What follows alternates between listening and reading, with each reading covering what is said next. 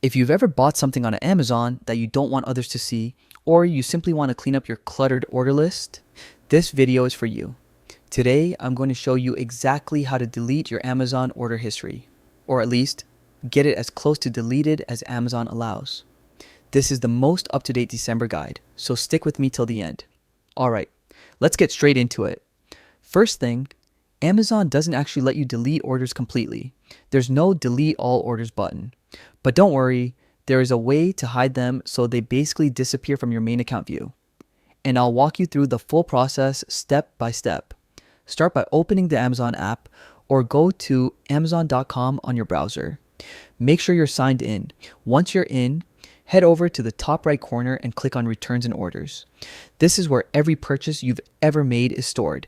Now, if you're trying to hide a specific purchase, maybe a gift, maybe something personal, use the Search All Orders box. Just type the name of the item and Amazon will pull up that exact order.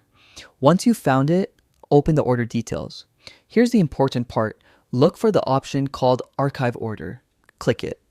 When you archive an order, Amazon moves it out of your main order list and into a separate section called Archived Orders.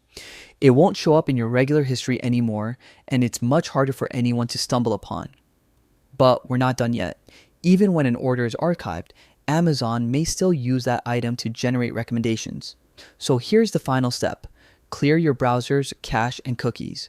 Just go to your browser settings, open Clear Browsing Data, and remove cookies and cache files.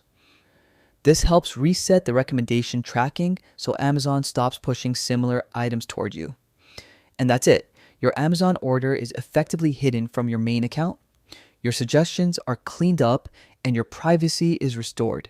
If this guide helped you out, make sure to hit like, subscribe, and drop a comment if you want more Amazon tips and privacy tricks. Thanks for watching, and I'll see you in the next one.